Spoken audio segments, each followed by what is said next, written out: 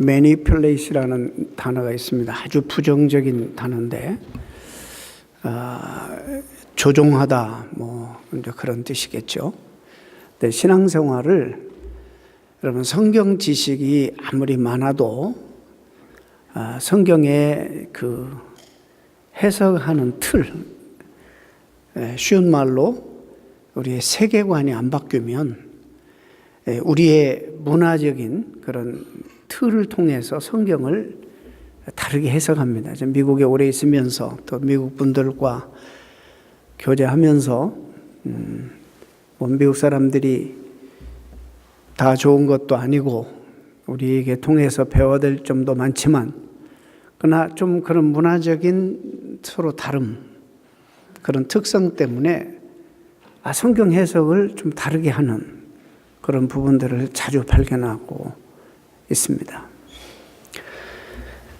목회를 해보니까 사람들이 무엇을 더 좋아하고 또 어떻게 하면 사람들의 심금을 더 울리고 또 심리적으로 사람들이 어떤 말을 듣기를 원하고 어떻게 해야지 잘 될 것인가 이런 부분도 좀 알게 됩니다. 그래서 그런 심리를 파고들어서 하나님의 뜻이 분명히 아는데도 불구하고 그런 것을 이용해서 조종하는 그런 나쁜 그런 시도들이 사실상 교회 안에 있습니다. 그래서 목회자들이 정말 정신을 똑바로 차려야 되고 이런 의미에서 사람들이 좋아하느냐 좋아하지 않느냐 듣고 싶어 하느냐 아니냐를 떠나서 하나님이 말씀을 통해서 뭐라고 얘기하고 계시는가를 정확하게 전달해야지 정직한 목회자라 설교자라 그렇게 볼 수 있습니다. 구약의 선지자들이 한결같이 당대에 백성들이 듣고 싶어하는 이야기를 듣지 않고 하나님의 말씀을 받아 거의 회개를 촉구하고 심판의 메시지를 전했습니다. 누구든지 지금도 그런 이야기를 듣고 싶어하지 않습니다. 다 잘하고 있습니다. 잘 됩니다. 이런 얘기를 듣고 싶어하고 이렇게 하면 하나님이 축복하십니다. 그런 얘기를 듣고 싶어하죠.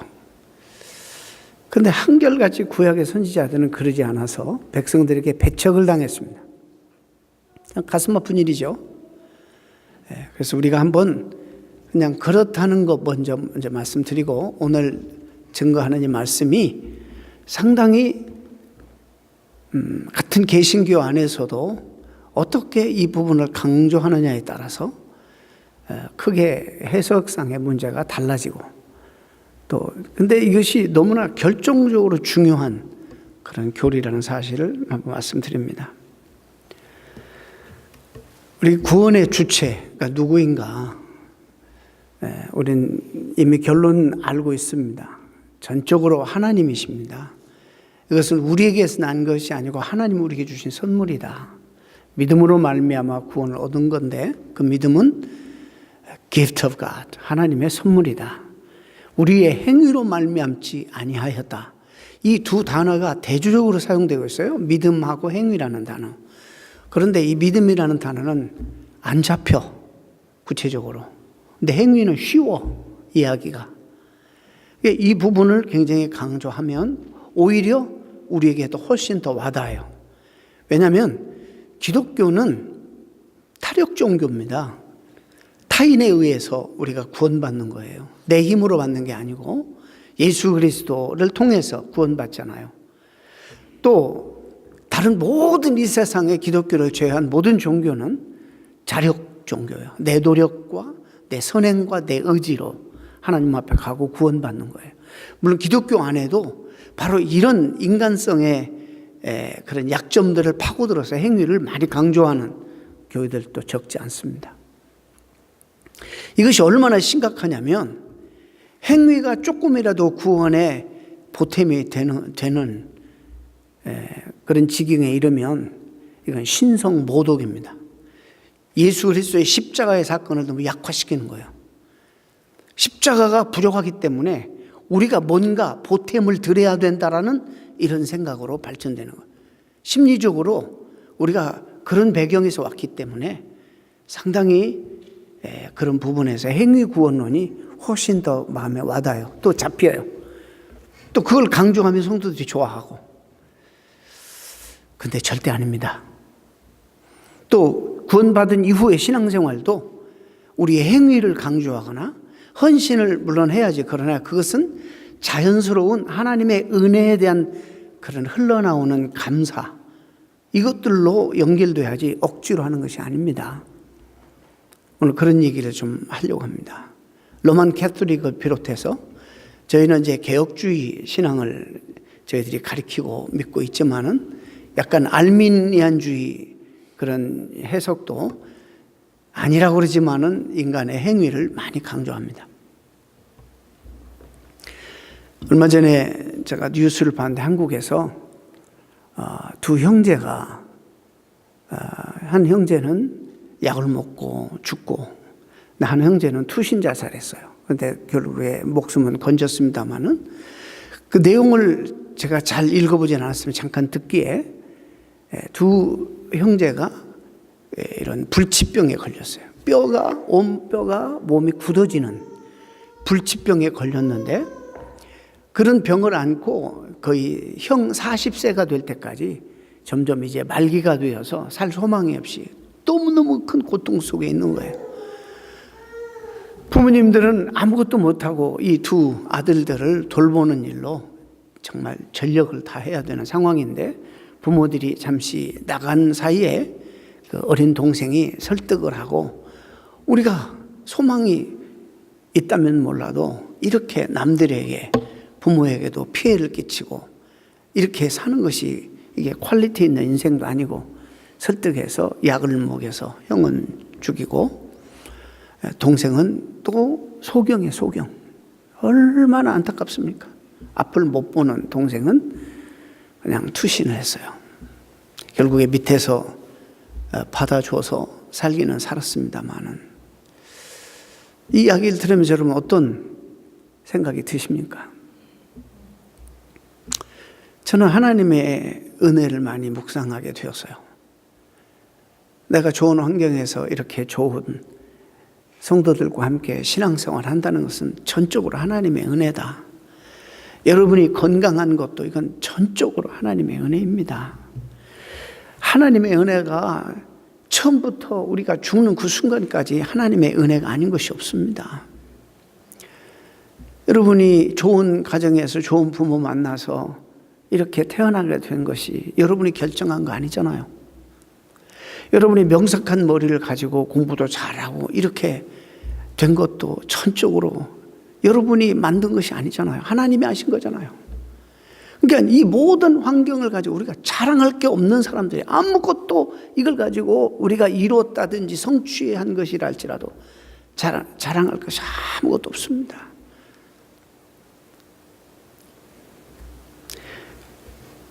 이런 의미에서 정말 우리가 다시 한번 하나님의 은혜에 대해서 좀 묵상해보고 좀 강조해보는 그런 시간을 가졌으면 좋겠습니다. 제가 한국에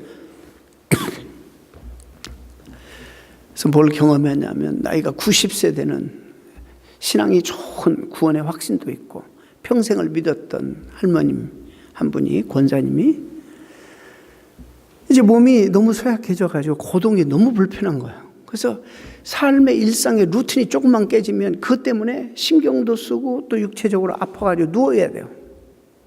그래서 삶이라는 것은 그냥 아침에 일어나서 겨우 약 드시기 위한 식사를 좀 하시고 빈속에 할 수 없으니까 약 드시고 그 다음에 그냥 앉아 계시다가 조시고 그 다음에 주무시다가 또 때 되면 배고프면 일어나셔서 이런 일밖에는 못 하세요. 근데 이분에게 가장 큰 고민이 교회 가는 거예요. 주일 예배 참석하는 사모했다가 주일 예배 참석하는 건데 그 일도 이분에게는 녹록하지 않아요. 한번 갔다 오시면 이제 신체적인 그런 어려움들이 있기 때문에 자존심도 강하시고 이 배설기관이 이렇게 그 연세가 되니까는 이렇게 작동이 안 돼가지고 어느 순간에들이 막 나오고 이러니까 너무너무 자존심도 상하고 힘들고 그러고 난 다음에 아프시고 그러면 며칠 누워 계시다가 또 주일 때쯤 되면 회복이 되시네. 그리고 또 주일 교회 가시고. 그 시대에는 목사님들이 그렇게 가르쳤죠. 저도 제가 기억하는데 죽어도 교회 와서 죽자. 예배드리다 죽으면 순교다. 그런 교육을 받아서 그래서 그런지 그런 상황에도 담임 목사님도 이 정도 되시면 그냥 집에서 TV 틀어놓고 예배 드리세요. 병원 한번 가셨는데 미세스 칸트처럼 말이죠. 정확하게 아침에 7시쯤 뭘 하나 좀 드시고 약을 드셔야 되기 때문에 그 다음에 좀 있다가 조반 드시고 빈틈이 없이 사시는 분이세요. 그리고 의사가 몸에 안 좋다 하는 것들은 입에 대질 않으시는 거예요. 어느 정도까지냐면 영양이 골고루 섭취가 안 될 정도로 의사 말에 신봉해서 건강이 많이 약해지신 분이에요. 조금만 절제하라 하는 것도 한 번만 의사 입에서, 성도들이 목사 입에서 나오는 말 그렇게만 순종하면 얼마나 좋을까 할 정도로, 의사가 한 번만 그렇게 말하면 아예 손을 대질 않으시는 거예요. 자녀들은 걱정이죠. 병원에 가야 되면 정기검진인데도 아침 금식해야 되잖아. 이게 조금 루틴이 깨지잖아요. 며칠 또 누워야 돼요.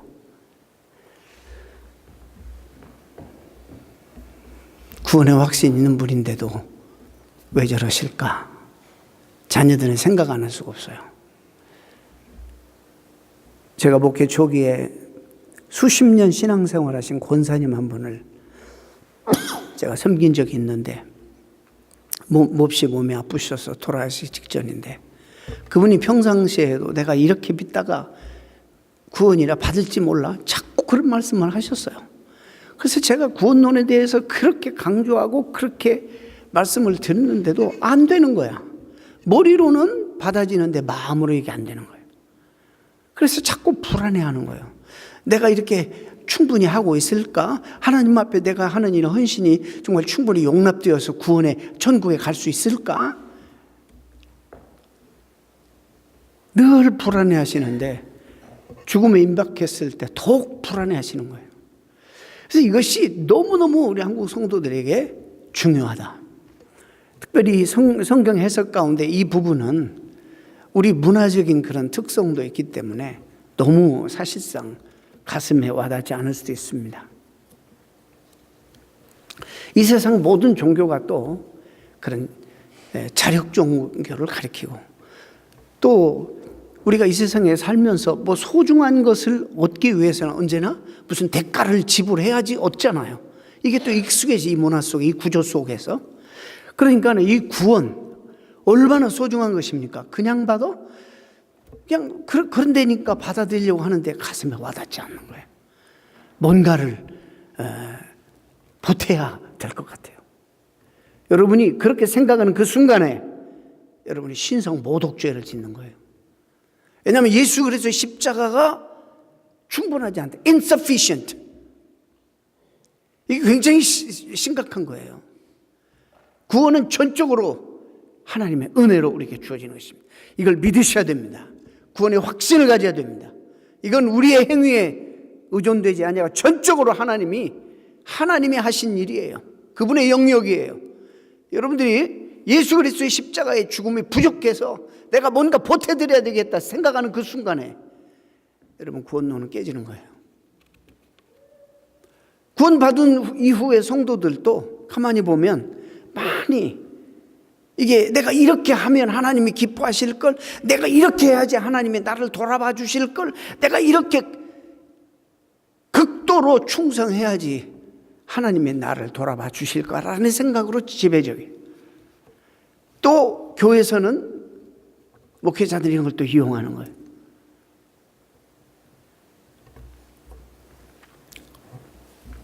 그러지 않습니다. 제가 오늘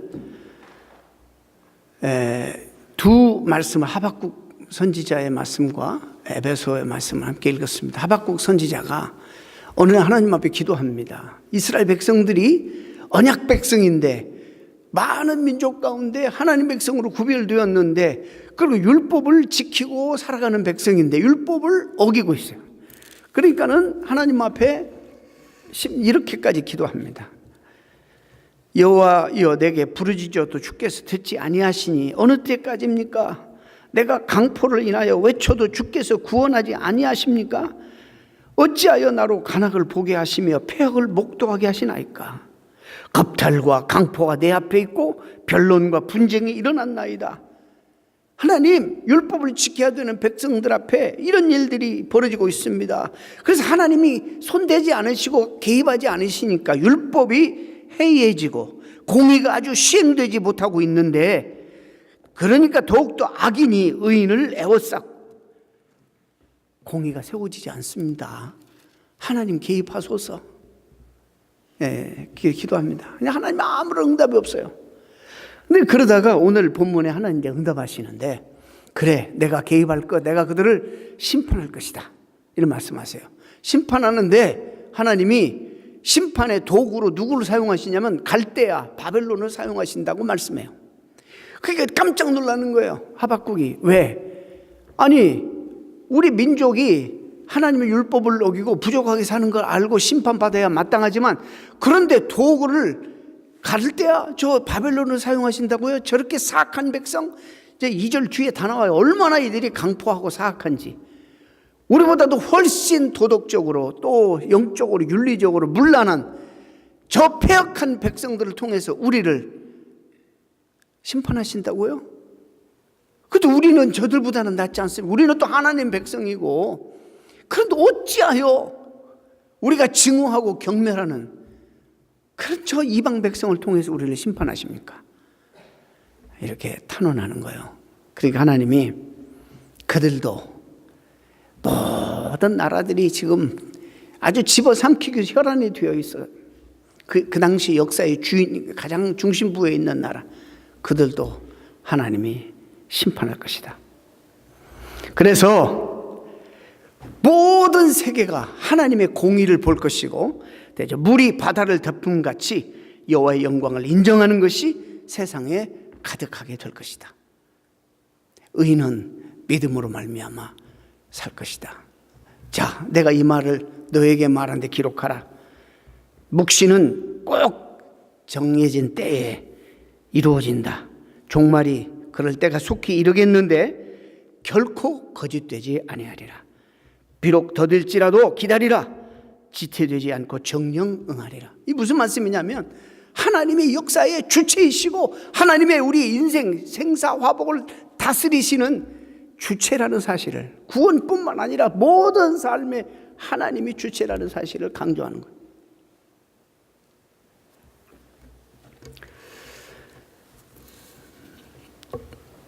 여러분, 오늘 에베소서로 또 오면은 두 단어가 대조적으로 나와 있어요. 믿음이라는 단어와 행위라는 단어. 만약에 우리가 우리의 구원이나 우리 신앙생활을 하나님의 믿음, 하나님을 믿는 믿음과 은혜에 의존되어 있지 아니하고 조금이라도 예를 들어서 우리의 행한 일, 우리의 행위에 이것을 기대면 희한한 현상대로 신앙생활에서 열매로 나타나게 되는 겁니다. 우리가 얼마나 연약한지 여러분 잘 아십니다. 제가 지난번에 통역사역을 하면서 켈빈 총장이 이 말씀을 좀 하는 그 말씀 가운데 상당히 제가 이제 허락을 받고, 이게 표절이 아닙니다. 허락을 받고 그 다음에 몇 가지를 좀 인용하려고 합니다. 그 중에 하나가 바로 오늘 에베소서의 말씀인데, 우리가 새해마다 새해 레졸루션을 미국에서 많이 합니다. 다짐을 하죠. 새해 다짐을. 근데 그분이 인터넷 사이트에서 가장 새해 레졸루션 파퓰러한 것들이 무엇인가를 찾아봤대요. 찾아봤더니 5가지가 나오는데, 5번째는 그게 뭐냐면, 올해는 좀 지출을 줄이고 전략하면서 좀 저축하자라는 결심을 한다는 거예요. 그다음에 4번째 유명한 것은 여행도 하고 책을 읽고 내가 세운 계획들을 성취하기 위해서 도움을 받을 수 있는 그런 배움의 순간을 가지자. 강의를 듣든지, 아무튼 배움, 나를 조금 퀄리티, 지식의 좀 영역을 넓히자. 또 3번째는 건강한 음식 좀 먹자. 아무거나 정크푸드 먹지 말고 올해는 건강한 음식을 좀 먹자. 그런 계획을 세운다는 거예요. 두 번째는 여러분 자주 실패하는 우리 교회 교인들하고는 상관이 별로 없겠지만 금연. 두 번째가 제일 건강에 안 좋은 담배 끊기.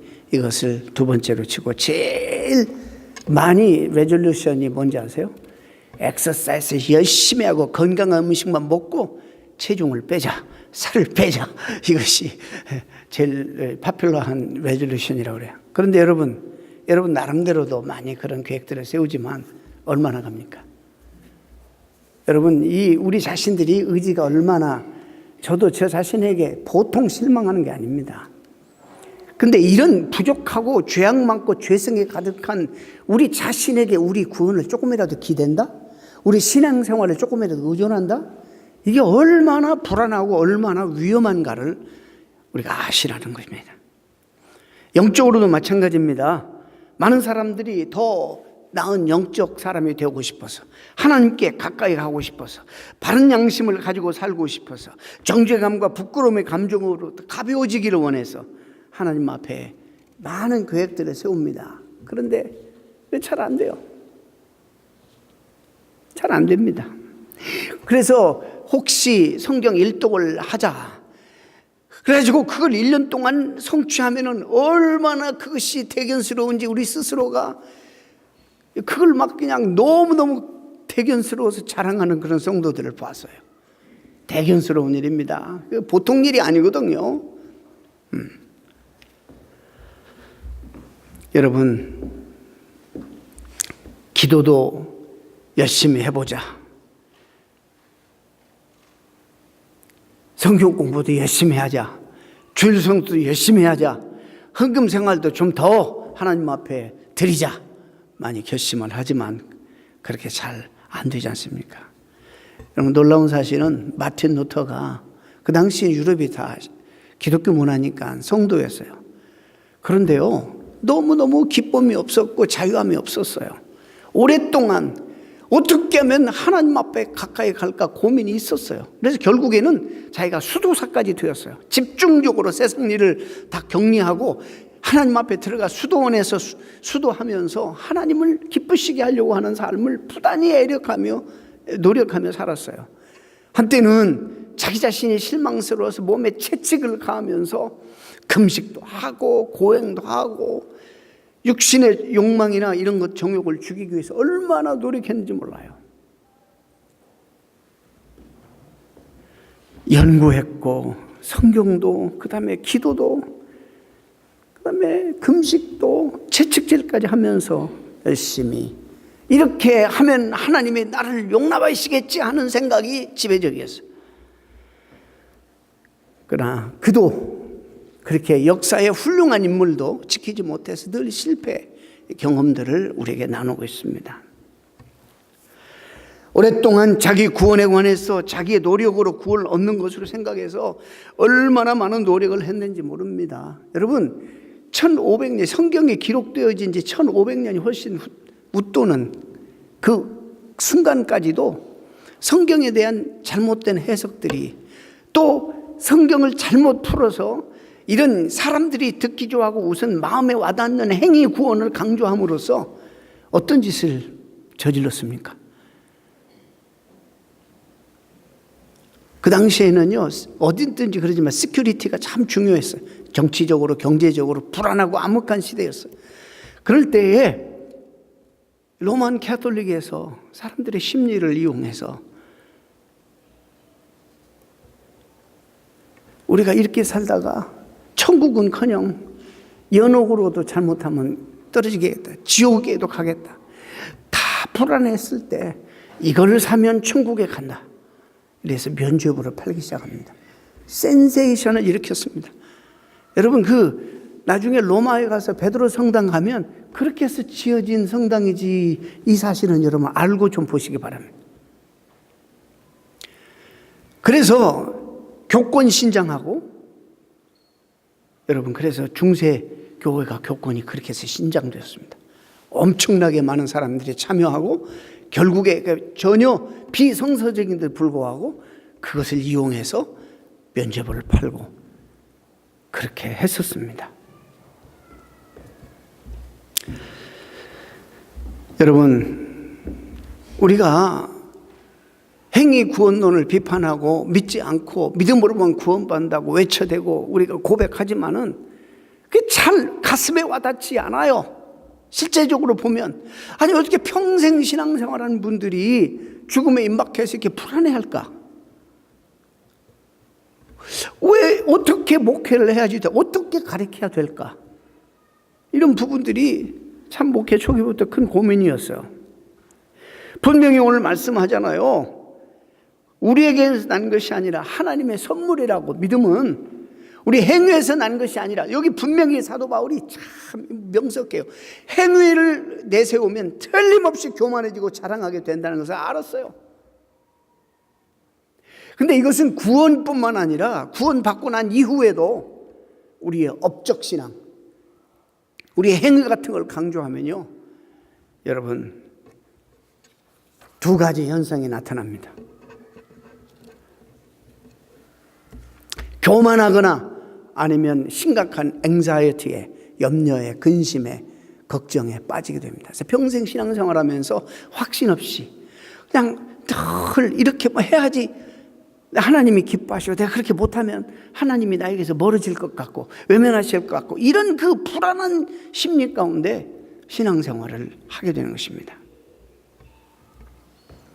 구원의 주체는 하나님, 구원의 주체뿐만 아니라 우리 신앙생활의 모든 것이, 전 영역이 하나님의 은혜에 우리가 기대고 의존해야지 건강하게 성장할 수 있고 행복하게 신앙생활을 할 수 있다는 이야기를 다시 말씀드립니다.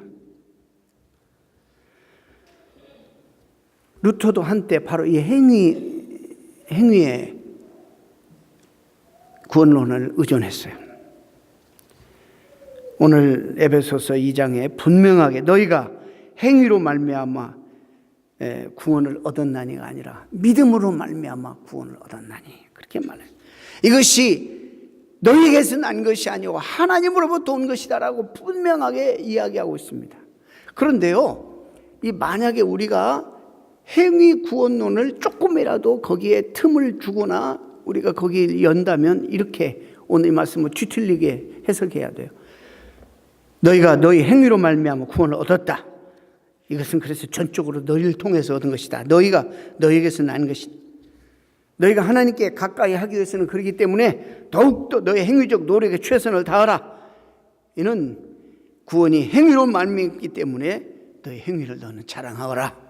너희는 구원을 위해 마치 사다리 올라가듯이 노력한 모든 것들과 성취한 모든 것들에 대해서 자랑스럽게 긍지를 가져라. 맞는 성경입니까? 근데 실제적으로 그렇게 생각하고 살아가는 거예요. 우리의 자랑들을 보면, 우리의 염려와 근심, 걱정을 보면 하나님 없는 것 같기도 하고.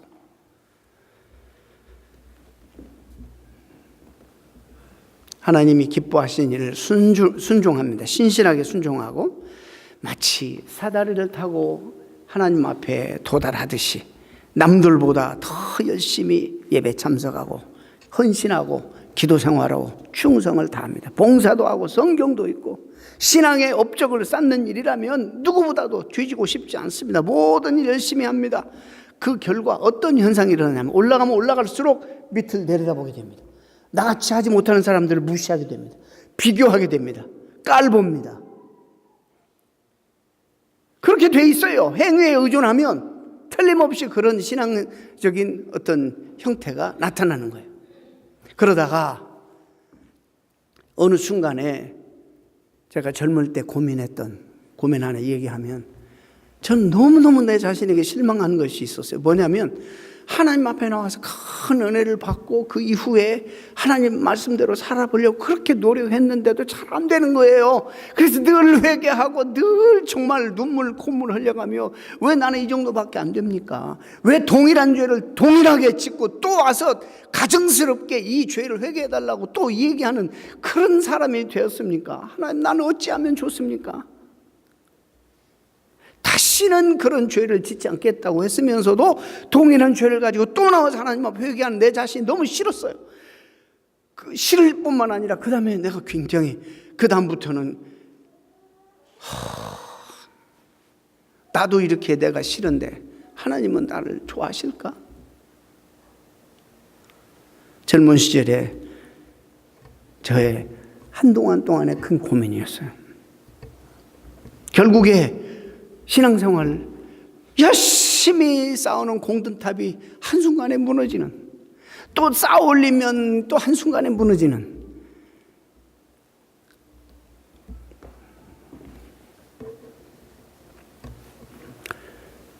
하나님의 율법을 너무 자주 어기고 남들에게 기도 부탁받고 또 잊어버리고 안 하고, 그런 것들이 나를 괴롭히고 나를 힘들게 하고,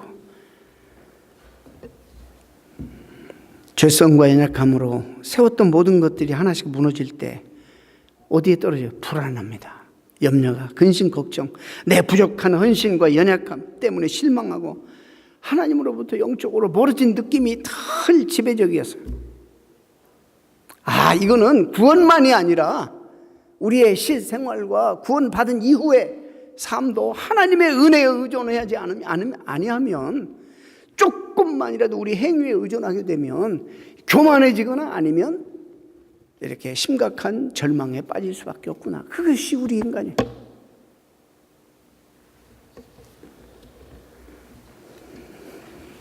자, 이 부분이 이제 우리 총장님이 하신 말씀 가운데 한 부분인데요.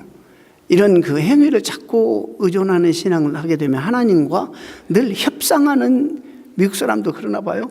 협상하는 신앙생활을 하게 된다는, 하나님 내가 이렇게 헌신하니까 하나님 나한테 해 주셔야죠. 이 거래 신앙을 하는, 하나님 내가 이렇게까지 했는데 하나님 나를 이러시면, 왜 내가 하나님을 사랑하고 이렇게까지 하는데 왜 하나님 나에게 암을 주십니까? 하나님 왜 나에게 이런 어려움과 슬픔을 허락하십니까? 왜 다른 자식들은 다 승승장구 잘하는데 우리 아이들은 이게 지금까지도 다 컸는데 부모 속만 썩이고 이렇게 변변치 않는 아들로 허락하십니까? 적어도 다른 사람에게는 몰라도 주님 앞에 헌신된 나에게 왜 하나님이 이러십니까? 지금 하박국 선지자가 고백하는 것처럼 교도 열심히 다니죠. 많이는 못하지만 최선을 다해서 헌금생활도 하죠. 기도생활도 하죠. 그 다른 사람에 비해서 저는 비교적 좋은 성도입니다. 그런데 왜 제가 이런 어려움을 겪어야 하고, 제가 왜 직장에서 잘려야 되고, 왜 제가 하는 사업이 망해야 되고 안 됩니까? 어떻게 하나님 이해하라고 그러시는 겁니까? 많이 가슴에 와닿는, 들어본 적한 그런 이야기들 아닙니까? 오늘 우리가 오늘 고백한 하이데베리크 요리문답을 교독했는데, 참 하이데베리크 요리문답의 1번과 2번이 참 중요한데요. 이 전체의 내용 구조를 말씀해 주는 거죠. 그 하이데베리크 요리문답에서 이렇게 질문해요. 당신은 이렇게 하나님의 위로와 기쁨 안에 살다가 이제 죽게 되는데, 그러면 그 전에 이렇게 하나님의 구속을, 은총을 입은 사람들이 이 땅에 살면서 꼭 알아야 되는 것이 무엇입니까? 여러분이 뭘 알고 살아야 됩니까? 라는 중요한 주제. 구원받은 이후에도 꼭 알아야 되는 게, 첫 번째 알아야 되는 게 우리가 얼마나 비참함 속에서 죄악 가운데 미저러블하게 있었던 그 형편이었던 우리 처지를 알아야 된다. 첫 번째. 두 번째는 그 비참함 가운데 예수 그리스도를 통해서 하나님 우리를 어떻게 구속하셨는가, 어떤 은혜를 하나님 베푸셨는가, 두 번째 알아야 된다는. 세 번째는 그렇기 때문에 이제 우리가 남은 생애를 어떻게 살아야 될까, 하나님을 찬양하고 감사하고 주님 나라를 위해서 우리가 봉사하고 살아야 된다는 이 세 번째. 근데 이 순서가 너무 중요한 거예요. 구원받기 위해서 우리가 그렇게 하는 것이 아니라, 보세요, 죄악 가운데 있다가 구원받고 구원받았기 때문에, 이 은혜 때문에 이런 봉사의 삶을 살아야 되고 감사와 찬양의 삶을 살아야 된다고 말하는 겁니다. 죄에 있다가 하나님의 은혜를 받아서 감사 생활로 나가야 된다는 거예요. 이 삶은 우리 구원의 조건에 아무런 영향을 끼치지 않는다는 거예요. 구원은 하나님의 전적인 하나님의 선물로 이루어진 거예요. 예수 그리스도 믿는 그 순간에 주님 때문에, 그 십자가 사건 때문에 우리가 구원받은 거예요. 이거는 흔들리면 안 돼요. 이게 흔들리고 우리 행위를 의존하는 순간 십자가는 여러분들에게 충분하지 않은 거예요. 이건 정말로 범죄예요, 범죄. 하나님의 예수 그리스도 십자가를 욕되게 하는 거고 약화시키는 거예요. 여러분의 삶이 하나님 앞에 매력적이지 않고 그래 상관없어요. 여러분 하나님의 자녀가 된 이상 여러분은 구원은 확정된 거예요. 확신을 가지고 살아야 되는 거예요. 이거에서 흔들리면 안 돼요. 그리고 뭔가를 얻어내기 위해서가 아니라 감사함으로 하나님 앞에 우리의 삶이 드려져야 되는 거예요. 이 순서가 너무너무 중요한 거예요.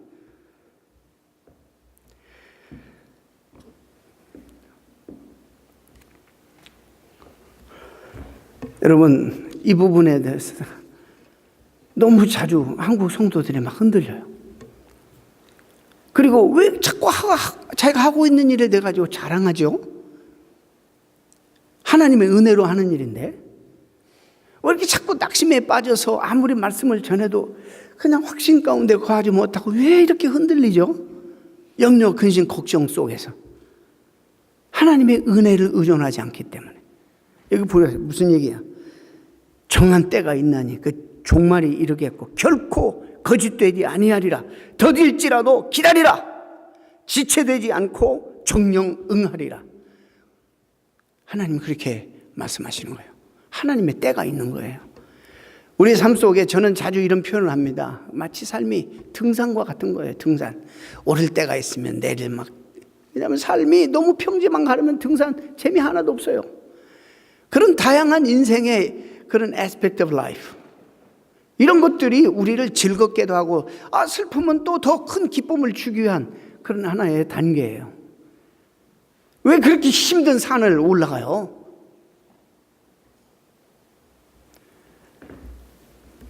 우리 인생에 단맛, 쓴맛, 신맛, 짠맛 이런 것들이 어울려서 감칠맛 나듯이 우리가 원하는 것은 속지 마세요. 여러분 속지 마세요. 단맛 맛을 여성을 원하면 다른 거 여러분 계속 못 먹어요. 니케아 신경이 있어요. 사도신경과 우리 교단이 아타나우스 신경과 니케아 신경의 세 신경을 우리가 받아들이는데요. 고백으로. 참 재밌는 너무나 중요한 하나의 그 강조점인데 예수 그리스도를 강조하면서 우리와 함께 하시기 위해서 오셨다. 우리와 함께 하시기 위해서 오셨다는 것을 좀 강조합니다. 이 함께 하신다는 것도 우리가 참 이게 보이지도 않고 구체성도 없고 이러니까 우리가 잘 모르는 것 같아요. 제가 데미안 신부 이야기를 좀 하려고 합니다. 1873년에 벨기에 카톨릭 신부로 파송을 받았어요. 선교사로. 어디로? 하와이로. 너무 아름다운 섬으로. 근데 우리가 아름다운 섬으로 갔으니까 즐겼겠구나 그러지만 이분의 사역은 거기에 격리되어 있는 나병 환자 수용소로 파송됐어요.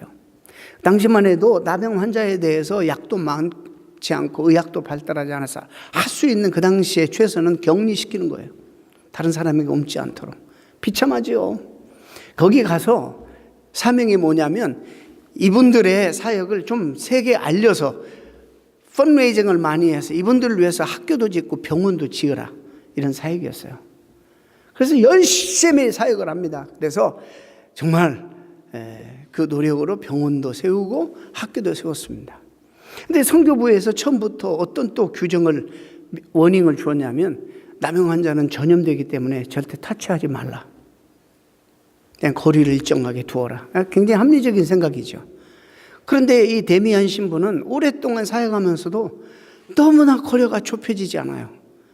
이분들을 그리스도의 사랑으로 섬긴다고 왔는데 너무 거리감이 있는 거예요. 근데 어느 날 예수 그리스도의 바로 이 땅에 오심, 우리와 함께 하시고 임마누엘 하나님으로 오신 그 말씀 묵상하다가 내가 저들과 함께 해야 되겠다. 마음이 열려져서 그들을 붙잡기 시작합니다. 끌어안기 시작합니다. 감동돼서 눈물 흘리면 닦아주기 시작합니다. 어떻게 될게요? 어느 날 매주 예배를 인도하는데 그날은 좀 특별한 날이었습니다.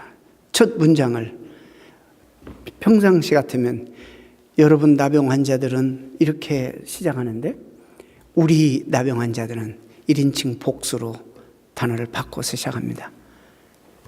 나병 올랐습니다. 그럴 때 이분들이 그동안 저분은 설교자고 우리는 그냥 이 시간에 하나님만 보고 와서 예배를 드리는 자들이라 생각했는데 갑자기 마음이 열리기 시작합니다. 처음으로 그 말씀이 하나님 말씀으로 들리기 시작합니다. 그러는 순간에 그들이 성령의 놀라운 역사가 임해서 그 순간부터, 즉 데미안 신부가 그들과 하나 되어 문둥병 환자가 된 그 순간부터 놀라운 영적의 부흥의 운동이 그 섬에서 일어나기 시작합니다. 참 감동적인 스토리죠. 그러나 그 스토리는 바로 그가 2000년 전에 오셔서 말구에 태어나셔서 왜? 우리와 함께 하시기 위해서 영광 보좌를 버리시고 하나님이 죄인의 신분으로 오셔서 우리를 만져주시고 안아주시고 삶의 고단에서 흐르는 눈물을 닦아주시고 친히 죄인이 되셔서 우리를 대신해서 십자가에 돌아가신 예수 그리스도의 바로 그 사건을 묵상하는 가운데 그것을 체험한 것입니다.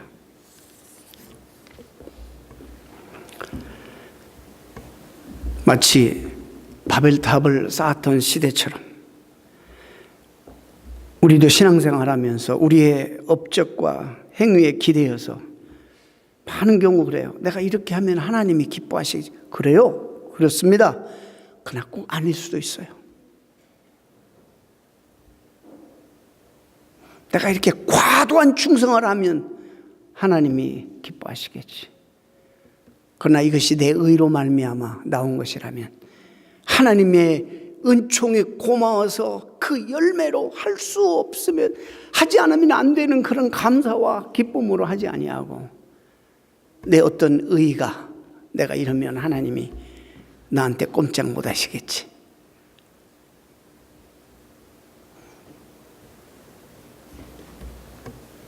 나의 행실을 보고 구원하시겠지. 나의 행실을 보고 축복하시겠지. 이렇게 생각하고 그럴 수도 있지만 하나님이 아닐 수도 있어요. 이것이 정확한 성경 해석이에요.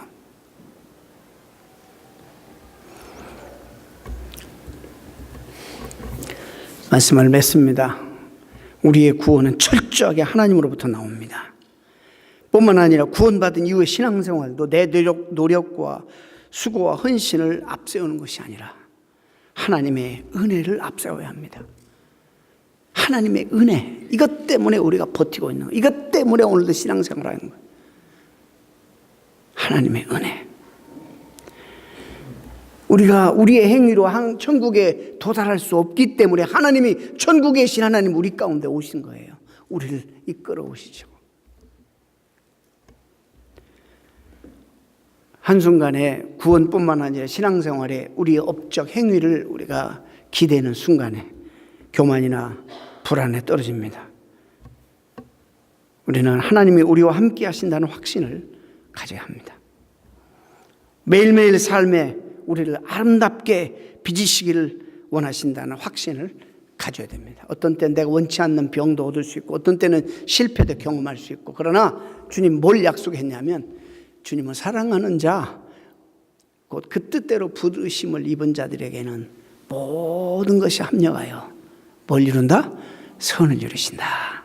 하나님의 약속입니다. 이 약속을 붙들고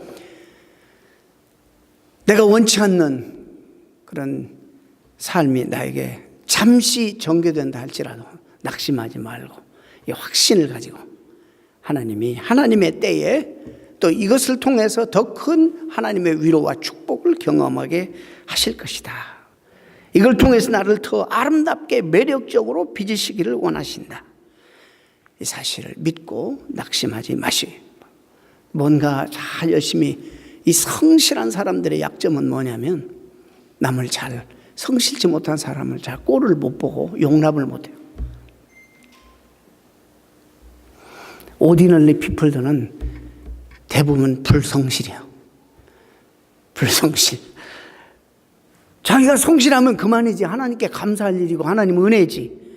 그러지 못한 사람들을 비난하고 꼴을 못 보고 그러면 안 돼요. 다 우리는 존귀한 하나님의 자녀들입니다. 은혜를 인하여 믿음으로 말미암아 구원을 얻었나니 이것이 너에게서 난 것이 아니요 하나님의 선물이라. 그 하나님의 은혜의 선물이 구원뿐만 아니라 매일매일 우리의 삶에 둘러싸여 있다는 사실을 믿고 그 은혜가 우리를 인도하고 있다는 것을, 구원도 확증하실 뿐만 아니라 우리의 삶도 건강하게 행복하게 인도해 주실 것을 믿는 믿음으로 확신 가운데 서신 여러분 되시기를 주님의 이름으로 축원합니다. 기도하겠습니다. 하나님 감사합니다.